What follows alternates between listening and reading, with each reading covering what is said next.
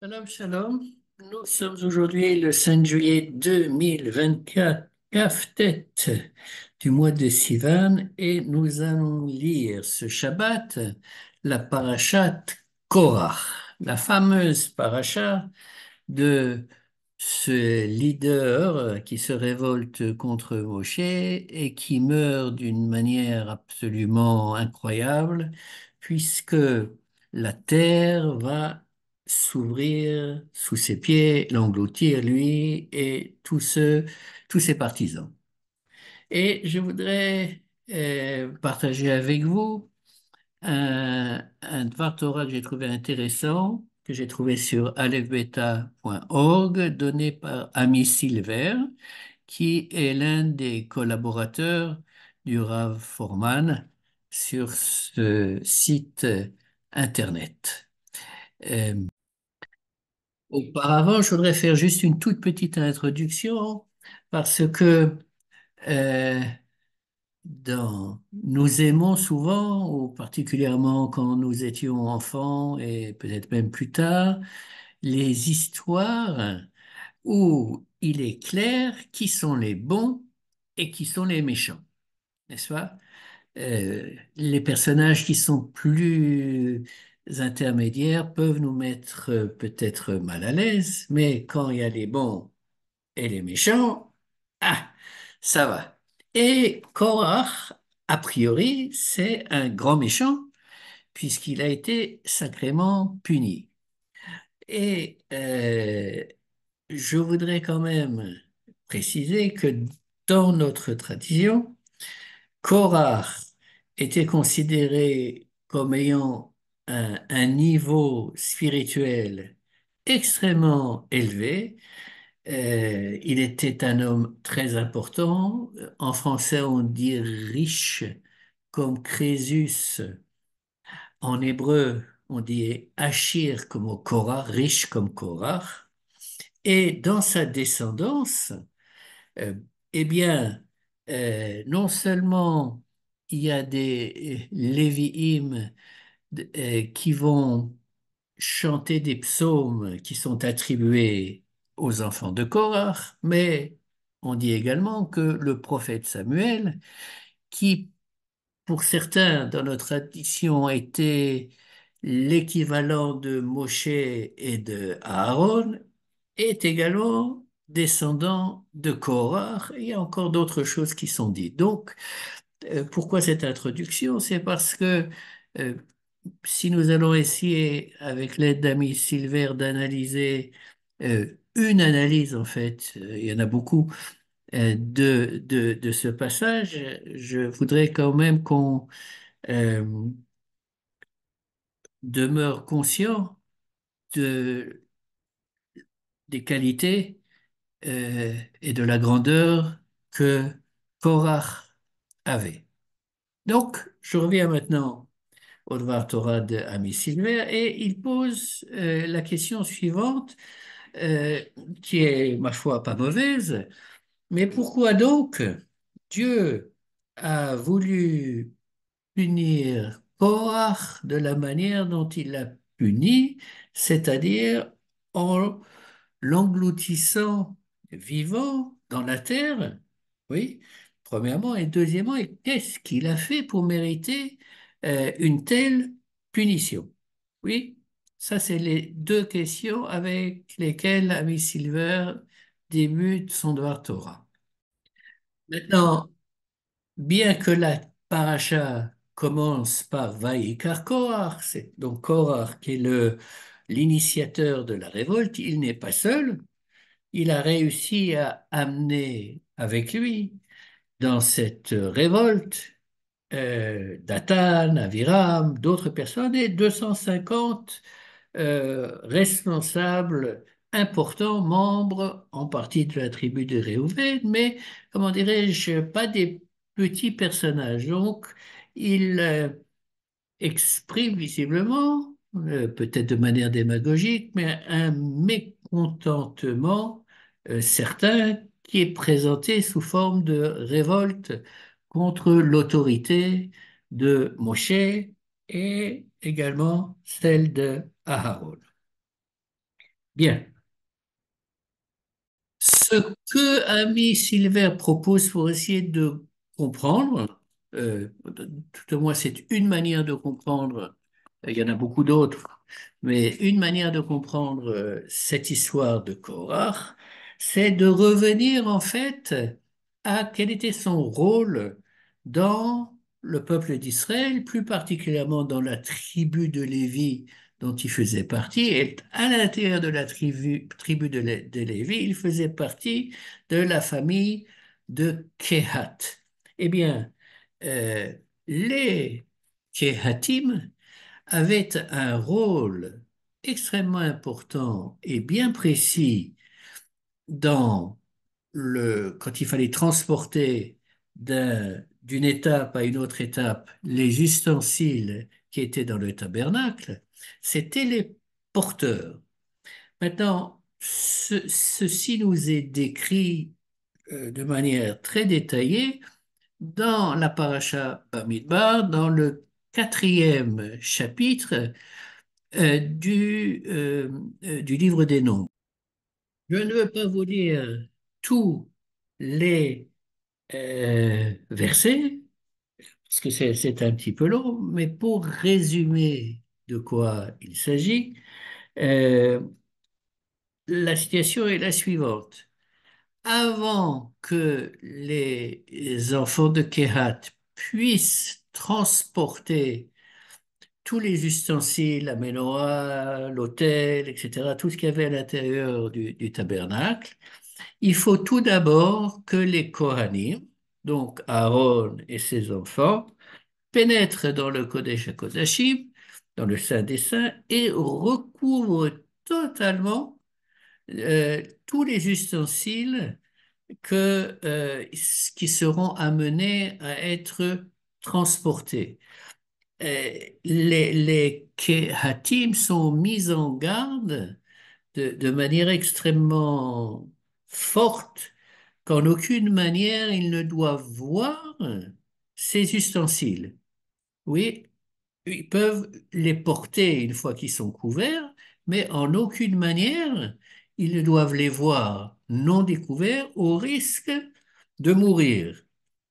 Et l'expression qui est utilisée dans la Torah, c'est dans les versets 17 et 18, 19 du chapitre 4. Je le lis d'abord en français et on verra le mot-clé en hébreu.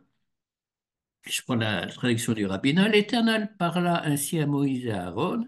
N'exposez point la branche des familles issues de Kehat à disparaître du milieu des Lévites, mais agissez ainsi à leur égard, afin qu'ils vivent au lieu de mourir lorsqu'ils approcheront des saintetés éminentes. Je continue. Aaron et ses fils viendront et les commettront chacun à sa tâche et à ce qu'il doit porter, de peur qu'ils n'entrent pour regarder, fût-ce un instant, les choses saintes et qu'ils ne meurent. Et c'est clairement dit.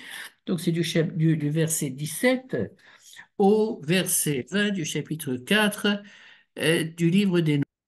Je prends en hébreu le dernier verset que j'aurais lu, de peur qu'il n'entre pour regarder, fût-ce un instant, les choses saintes et qu'il ne meure, en hébreu, velo yavo lirot kevala et à kodesh va metu. Donc, le mot-clé ici sur lequel Ami Silver attire notre attention, c'est Vala, Bet Lamed Ein, qui veut dire en fait, normalement, engloutir, avaler, n'est-ce pas? Donc, on va y revenir dans 2 minutes.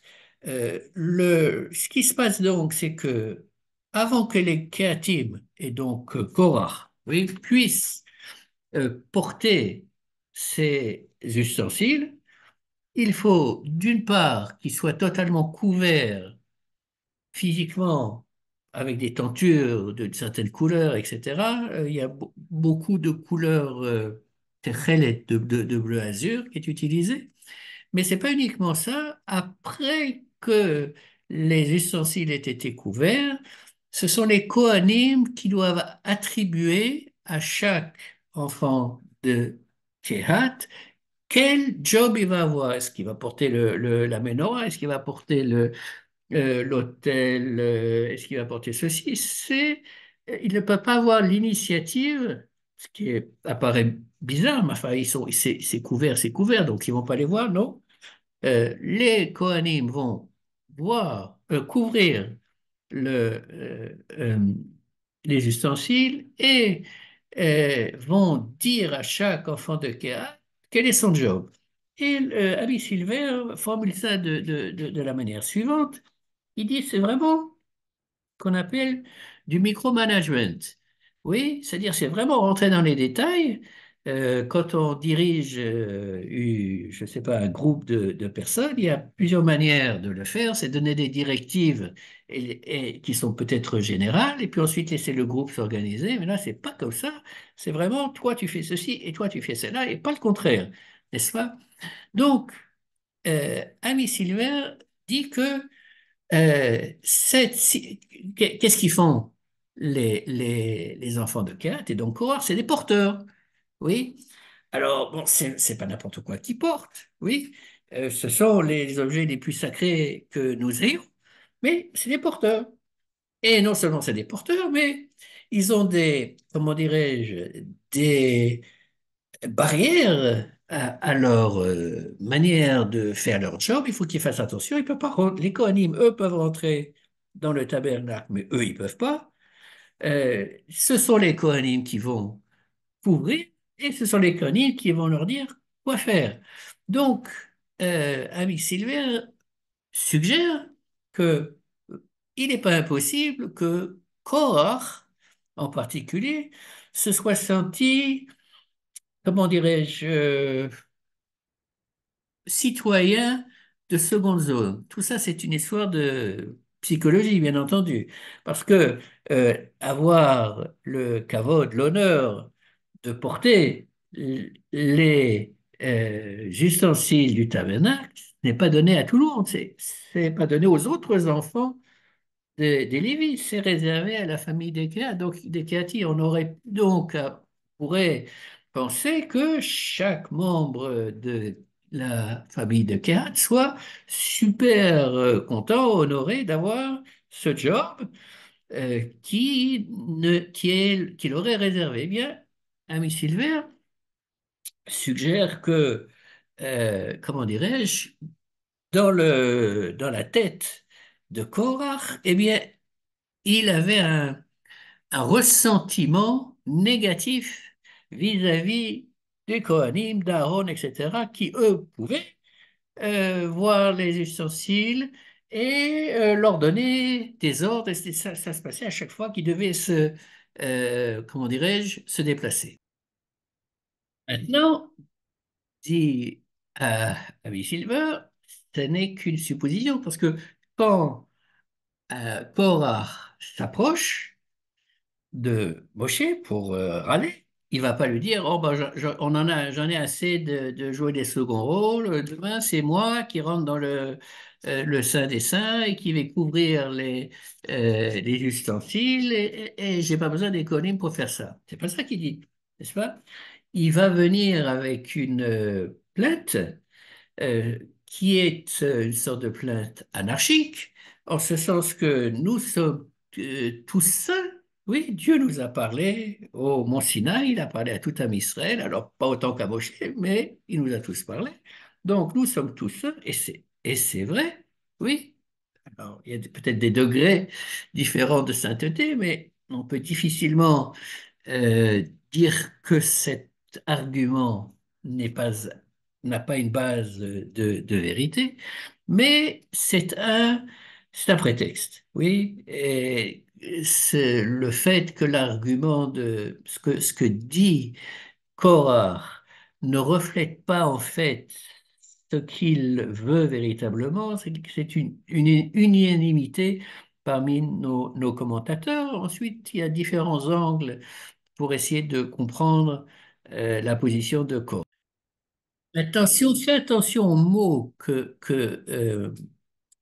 Korach utilise, et Silver attire notre attention là-dessus, il dit Kol ha'eda kulam kedoshim, toute l'assemblée, nous sommes tous saints, uvetocham Hashem. Et parmi nous, Dieu réside.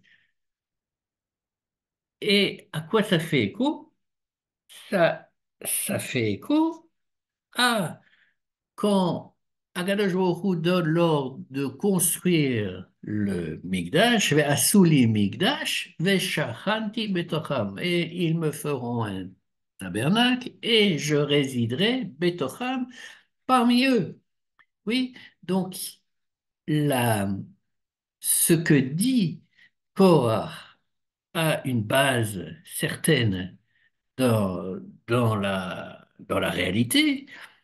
Et dans sa tête, dit Ami Silver, il y a ce lien qui est établi, mais d'une manière qui est en fait négative.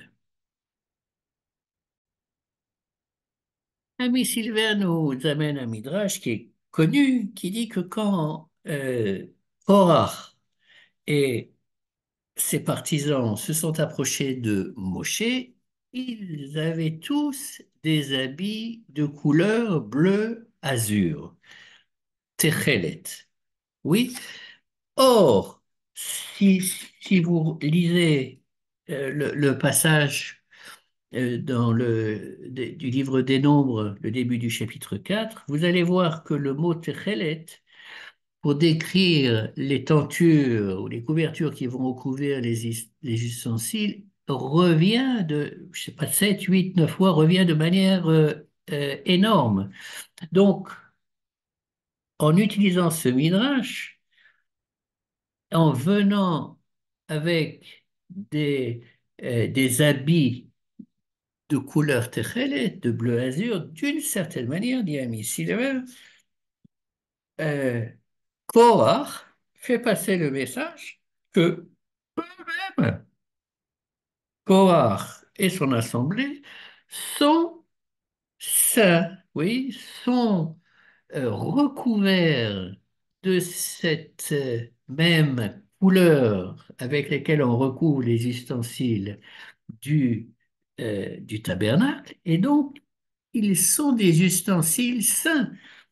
Et encore une fois, ce qui est fascinant à mon avis en tout cas, dans cette lecture, c'est que oui, c'est vrai. C'est-à-dire que si nous regardons comment mener notre vie, eh bien, nous pouvons nous considérer ou essayer de nous considérer comme des shlichim, comme des envoyés par l'intermédiaire desquels Akadosh Baruch Hu intervient dans le monde. Si on fait des bonnes choses ou des mauvaises, etc., d'une certaine manière, on fait euh, la volonté du Créateur, de préférence, dans des actions positives. Donc le fait que nous puissions être considérés comme des ustensiles, en tout cas pour de sainteté, en tout cas dans une vision chassidique du juif, c'est clair que c'est le cas. Le problème, c'est que la vision de Korach n'a pas ce côté, comment dirais-je, de un ustensile par l'intermédiaire duquel quelque chose va se passer qui est positif. Il se considère lui-même comme saint. Et ça, c'est là où le bas blesse, bien évidemment. Et donc, Ami Silver dit la chose suivante. Voilà donc Korah et ses partisans qui sont les ustensiles couverts de Téchelet. Et donc, la punition qui les attend, c'est justement d'être avalés. Voilà, c'est le lien sémantique de la même manière que la terre va s'ouvrir et les engloutir. Oui, euh, c'était ça dont il fallait que les Kehatim fassent attention de peur qu'ils ne meurent en voyant les Kodesh, mais à partir du moment où ils sont, entre guillemets, des ustensiles, ils sont couverts, on ne les voit plus et ils sont engloutis. D'où vient maintenant, pour conclure, d'après Ami Silver et beaucoup d'autres commentateurs de notre tradition, euh, le problème de Korah, c'est, d'une certaine manière, euh, de ne pas être satisfait du niveau élevé dans qu'il avait atteint, oui, et de vouloir quelque chose qu'il considérait comme étant lui revenant, étant euh, et qui était chez Moshe, oui, à un niveau supérieur. C'est-à-dire que c'est un problème classique dans notre vie de tous les jours où nous avons toujours le risque de regarder notre voisin, notre cousin, peu importe qui réussit mieux que nous, qui fait mieux ceci que nous, qui, qui a plein de choses que nous n'avons pas. Oui, donc ça crée de la jalousie.